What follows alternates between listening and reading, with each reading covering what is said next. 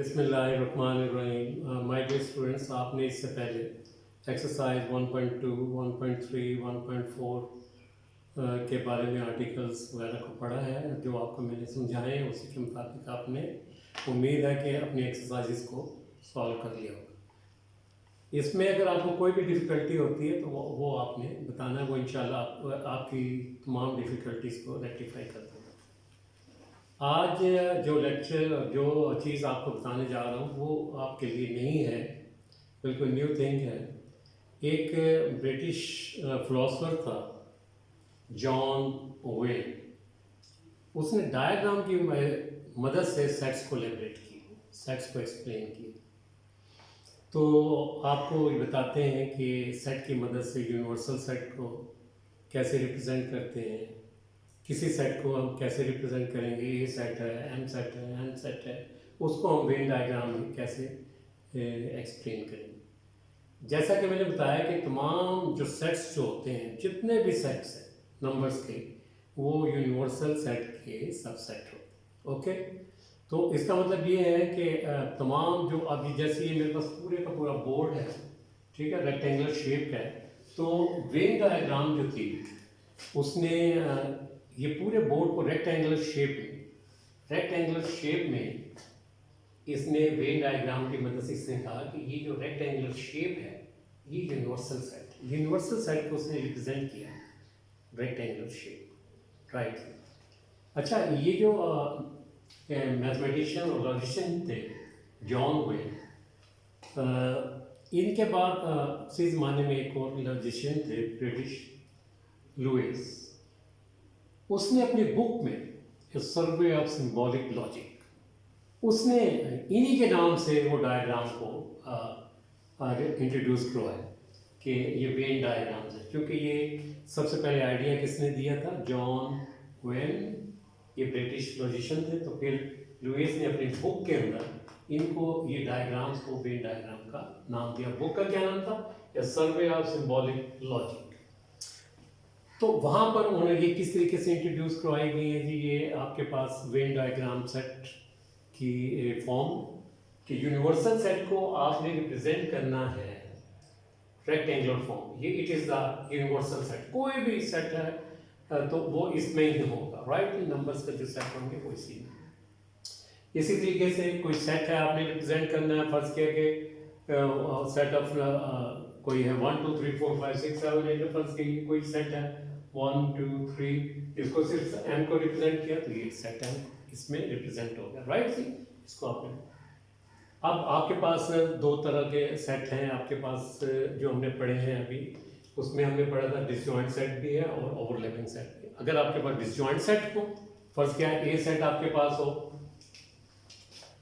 9 और 10, ये m set है 9 और 10, और ये है 11 और 12, राइट। तो ये डिसजॉइंट सेट है। ये डिसजॉइंट सेट को ये इस तरीके से लहदा शेप में रिप्रेजेंट कर देते हैं। फिर हमने पढ़ा ओवरलैपिंग सेट। ओवरलैपिंग सेट में क्या चीज़ थी? कम से कम एक एलिमेंट कॉमन, कम से कम एक एलिमेंट कॉमन होना चाहिए और दोनों सेट एक दूसरे के सबसेट ना हो, एक दूसरे के सेट ना हो। तो ये ओवरलैपिंग सेट को इस तरीके से आप इस शेप से इंट्रोड्यूस करवा दें। चले मैं अब आपको बताता हूँ कि अगर हमारे पास कोई नंबर्स हैं तो यूनियन ऑफ सेट्स को कैसे एक्सप्लेन करेंगे।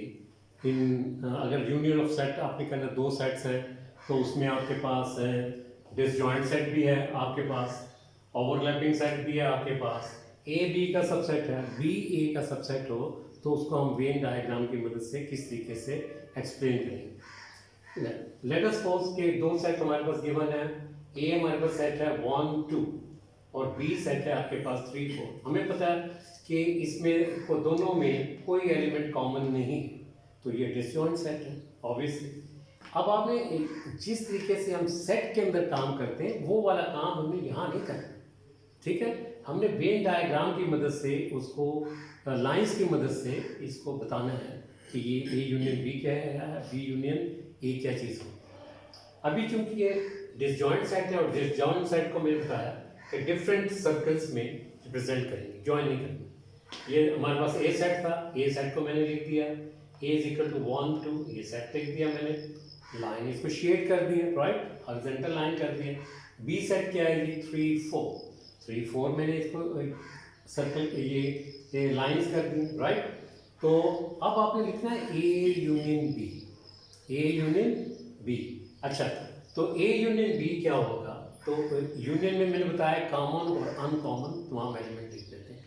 तो ए यूनियन बी क्या होगा जी आपके पास, ये मैंने लिख दिया कि horizontal line portion represent A union B, और बी यूनियन ए भी यही पोर्शन रिप्रेजेंट करेंगे, ठीक है। ये देखिए, ये हॉरिजॉन्टल लाइन पोर्शन, ये क्या है जी आपके पास, ए यूनियन बी भी वही है और बी यूनियन ए भी वही है। ये किसमें आपके पास डिसजॉइंट सेट हो, तो ये बस इसका आंसर होगा। अगर आपने दो कोई सेट आपको गिवन है और उन्होंने कहा है कि इसको डिसजॉइंट, इसको वेन डायग्राम की मदद से हल करें, तो इसका आंसर सिर्फ और सिर्फ ये डायग्राम, और दूसरे तरीके से आपने नहीं करना। ओके, चलिए देखते हैं। अगर हमारे पास ओवरलैपिंग सेट हो, ओवरलैपिंग सेट क्या होते थे, मैंने बताया आपको कि वो दो सेट ओवरलैपिंग कब कहलाते हैं, जब उसमें कम से कम एक एलिमेंट कॉमन हो, when there is at least one element common but none of them are subset of each other, कोई एक दूसरे का सबसेट ना हो। तो हम ये देखते हैं, फर्स्ट क्या है कि ए आपके पास 1 2 3 है, बी आपके पास 3 4 5। अब ये यहाँ पर आप देखो कि क्या चीज कॉमन है आपके पास, 3 कॉमन, लेकिन ना ए बी का सबसेट है ना बी ए का सबसेट है, ठीक है बेटा। चलो देखते हैं, मैंने ए सेट लिख दिया। ए सेट क्या है आपके पास, 1 2 3, 1 2 3। ओवरलैपिंग को मैंने बताया, देखो कैसे रिप्रेजेंट करते हैं, इस शेप से, राइट। अब आप ये देखो, मैं बी सेट भी मुझे यहाँ पर लिखना है, बी सेट भी मुझे यहाँ पर लिखना है। चलेंगे, ये मैंने ए सेट लिख दिया, इसको हॉरिजॉन्टल लाइन पोर्शन से रिप्रेजेंट कर दिया, राइट जी। अब बी सेट लिखने लगा, और चूंकि ये ओवरलैपिंग सेट है, ये देखें, ये बी सेट मैंने लिख दिया, ये बी सेट है। अब बी सेट को, बी सेट आपके पास क्या है, 3 4 5, 3 तो आ गया, ओवरलैप हो गया, और ये 4 5, ठीक है बेटा। अब इसको मैं, ये बी सेट को मैं किसी और शेड से रिप्रेजेंट कर देता हूँ। हॉरिजॉन्टल लाइन ए सेट को मैंने हॉरिजॉन्टल लाइन पोर्शन से रिप्रेजेंट किया, चलिए इसको मैं वर्टिकल लाइन पोर्शन से रिप्रेजेंट कर देता हूँ। बी सेट को मैंने किससे रिप्रेजेंट कर दिया बेटा, वर्टिकल लाइन पोर्शन से, ओके। ये आ गया। अब ये आपकी वेन डायग्राम कंप्लीट हो, ये आपकी वेन डायग्राम कंप्लीट होगी। अब जवाब क्या है, यूनियन है। आपने क्या फाइंड करना है कि यूनियन ऑफ सेट कर रहे हो आप लोग क्या कर रहे हो, यूनियन ऑफ सेट कर रहे हो। तो इसका देखिए आंसर क्या होगा, ये चीज है, इसमें आपके पास हॉरिजॉन्टल लाइन पोर्शन भी आ जाएगा और वर्टिकल लाइन पोर्शन भी आ जाएगा। देखें हॉरिजॉन्टल लाइन पोर्शन में कौन कौन से हैं जी, हॉरिजॉन्टल लाइन पोर्शन में 1 और 2 आ गए, ओके। और वर्टिकल लाइन पोर्शन में क्या आ गया, सिर्फ वर्टिकल लाइन पोर्शन में 4 और 5 आ गए। और ये आपके पास क्या आ गया, ये ब्लॉक्स में आ गए। ये आपके पास किस में आ गई थी, ये जो शेडेड, ये जो कॉमन पोर्शन है, ये आपके पास ब्लॉक्स में आ गए, ठीक है। तो ये मैं लिखूंगा, इसका अगर आपने ए यूनियन बी फाइंड करना है, A union B is equal to, आप देखिए horizontal line portion, horizontal line portion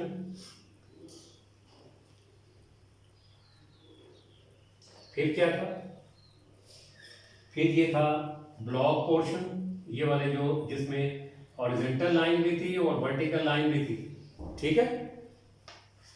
portion, block portion and vertical line portion, ये आपके पास इस तरीके से, ये आपके पास क्या बनेगा, ए यूनियन बी। आपने वैसे नहीं करना जैसे हमने पहले किया था, एक्सरसाइज 1.4 था। अब आपने वेन डायग्राम की मदद से ये चीज लिखनी है, A union B, right. The same portion, the same diagram show, the same diagram show B union, B union A. तो हमें पता है कि A union B A union B किसके बराबर होता है बेटा? बी यूनियन ए के बराबर होता है, बी यूनियन ए के बराबर। अब ये इस तरीके से अगर क्वेश्चन आए आपको ए और बी गिवन हो और हम उसको जज करें कि ये हमारे पास कौन से सेट है, ओवरलैपिंग सेट है, तो ये इस तरीके से करना है। नंबर कोई भी हो सकते हैं, नंबर आपके पास, सेट्स आपके पास कोई भी हो सकते हैं, ठीक।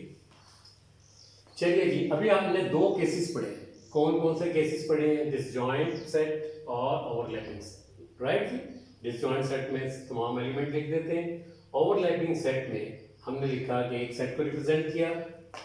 ये ओवरलैपिंग सेट में कम से कम एक एलिमेंट कॉमन था, तो वहाँ एक एलिमेंट हॉरिजॉन्टल, एक सेट को हमने पहले एक सेट को रिप्रेजेंट कर दिया हॉरिजॉन्टल लाइन से, और बी सेट लिखा 3 4 5 उसको वर्टिकल लाइन से कर दिया। तो हॉरिजॉन्टल लाइन, वर्टिकल लाइंस और ये ब्लॉक पोर्शन ये रिप्रेजेंट करेगा ए यूनियन बी को, क्योंकि कॉमन और अनकॉमन सारी चीजें ए यूनियन बी में लिख दें। अच्छा स्टूडेंट्स, अब क्वेश्चन फर्स्ट किया कि अगर आपके पास हो a इज इक्वल टू 1 2 3 और b इज इक्वल टू 1 2 3 4 5, ठीक है। अब यहां पर आप देखो कि a के तमाम एलिमेंट सेट b में मौजूद हैं, ठीक है, शाबाश। तो इसका मतलब है कि ये कौन सा केस स्टडी कर रहे हैं? When a is subset of b, when a is subset of b। इस सूरत में b हमारे पास क्या है? सुपरसेट।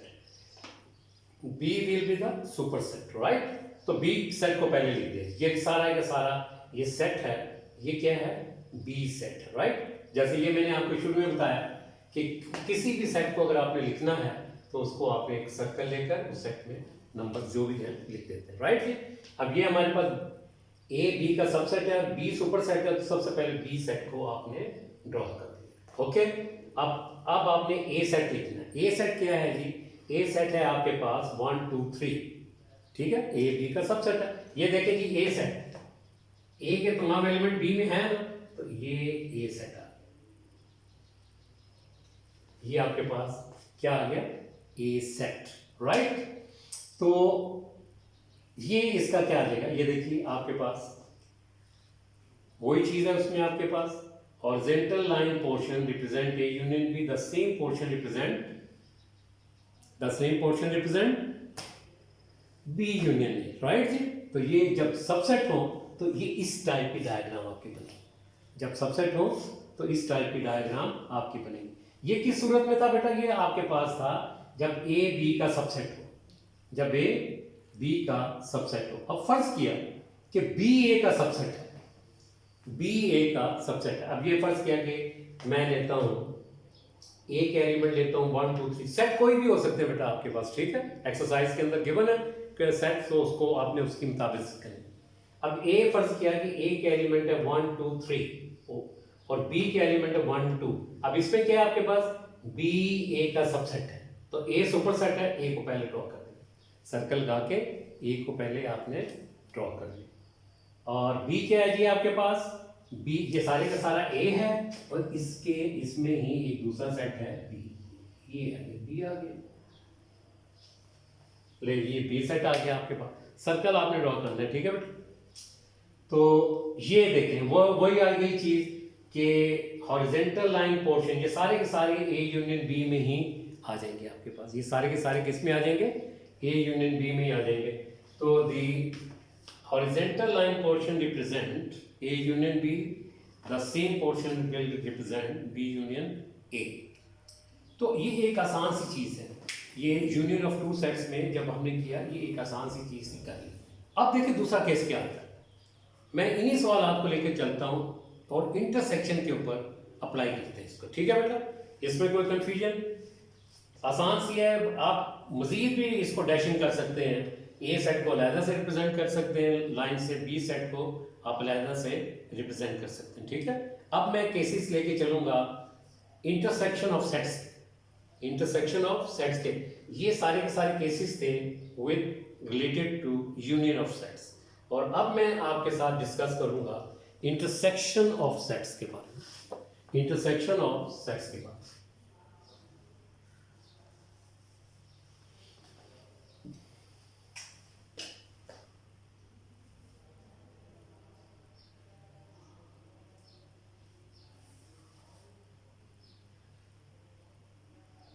इंटरसेक्शन ऑफ सेट्स के बारे में, ठीक है बेटा, इंटरसेक्शन ऑफ सेट्स के बारे में देखिए।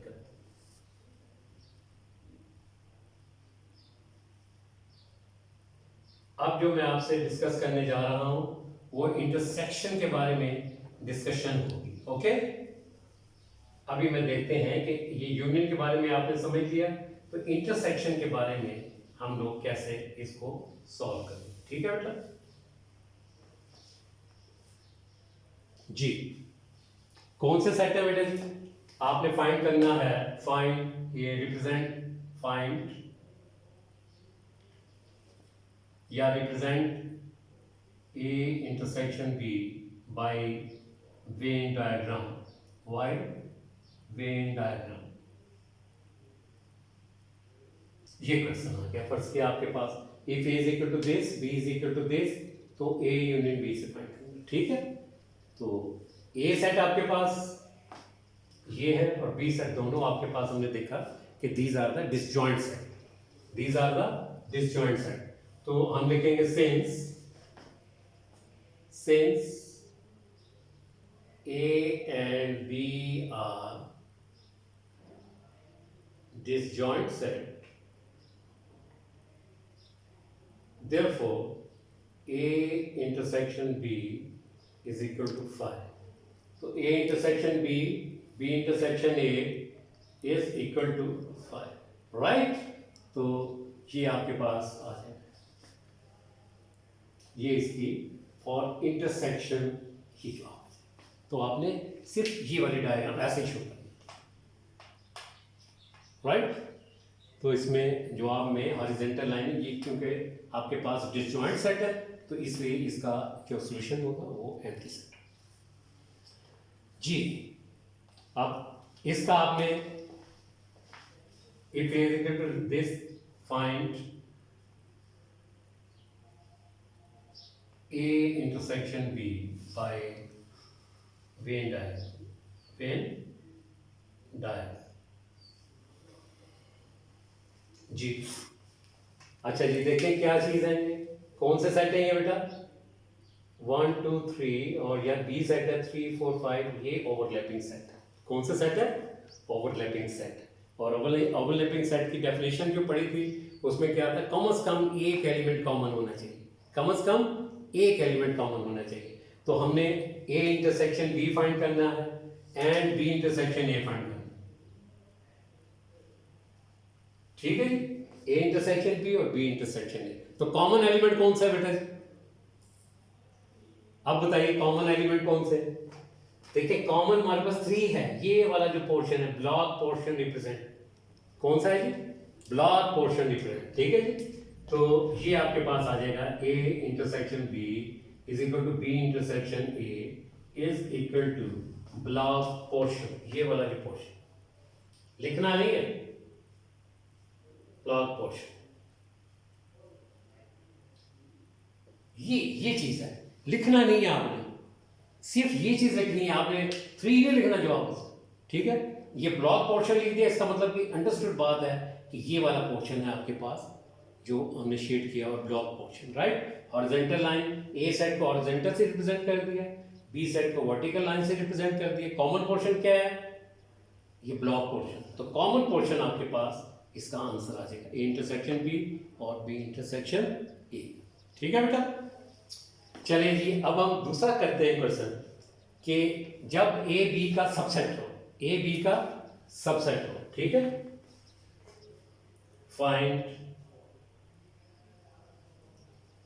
A intersection B and B intersection A by Venn diagram, by Venn diagram.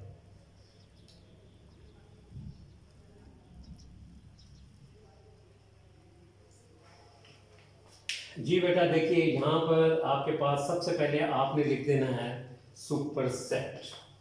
क्या लिखा बेटा आपने, सुपरसेट आपने लिख दिया। सुपरसेट कौन सा था बेटा जी, ए बी का सबसेट है, तो सुपरसेट को सबसे पहले आपने लिख दिया। B इज इक्वल टू आपके पास क्या है, देखिए बेटा जी, B इज इक्वल टू आपके पास है 1 2 3 4 5, ये आपके पास है 1 2 3 4 5, बी सेट है 1 2 3 4 5, ठीक है जी। 6 ये है आपके पास 4 5, सॉरी 6 नहीं है, ये 6, okay.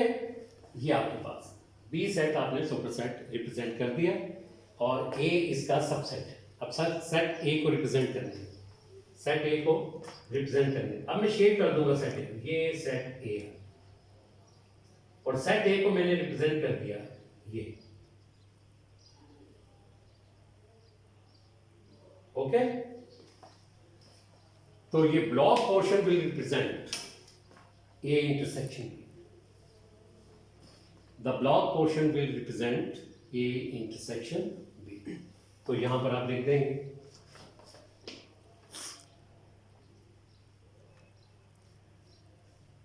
block portion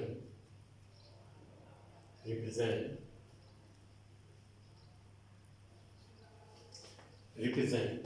A intersection B and B intersection A। तो ये आपके पास इसका आंसर, ओके। ये कब है, ये इंटरसेक्शन के केसेस पढ़ रहे हैं जब ए बी का सबसेट, जब ए बी का सबसेट हो तो ये इस किस्म की आपके पास डायग्राम आपने बनानी है, ओके बेटा। ये इस तरीके से आपने डायग्राम, ओके। अच्छा जी, अब आपने कौन सी करनी है। अब अगर बी ए का सबसेट हो, बी ए का सबसेट हो, यानी कि ए सुपर सेट अगर हो आपके पास, अगर ये आपके पास क्या हो बेटा सुपर सेट हो, तो ए को पहले लिख लें। ए के एलिमेंट कौन कौन से हैं, ए के एलिमेंट ये सारे हॉरिजॉन्टल लाइन पोर्शन, ये आ जी आपके पास 1 2 3, ये ए है जी आपके पास, राइट। और बी ए का सबसेट है, तो बी सेट को मैं रिप्रेजेंट कर देता हूँ, ये सेट बी है और ये आपके पास क्या है, बी सेट है आपके पास, बी सेट है आपके पास। चलो ए सेट को दोबारा से कर लेते हैं, तो डिफरेंट तरीके से कर लेते हैं, ठीक है बेटा, आसान और मजीद कर दें। ये फर्स्ट क्या है, ए सेट है, ए सेट है आपके पास 1 2 and 3, ये ए सेट है, ये आपके पास ए सेट है। और बी सेट क्या है जी आपके पास, बी सेट है आपके पास 1 2, तो ये बी आ गया। इसको मैं शेड कर देता हूँ हॉरिजॉन्टल, ठीक है। तो मैं बस लिख दूंगा the shaded portion represent, the shaded portion represent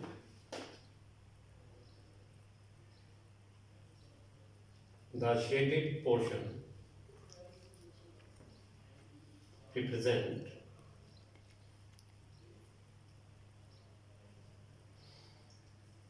A intersection B, A intersection B and B intersection A, ठीक है। द शेडेड पोर्शन, और ये दोनों आपस में बराबर होंगे, देयरफॉर ये कम्यूटेटिव प्रॉपर्टी होल्ड करती है, A intersection B is equal to B intersection A is equal to shaded portion, shaded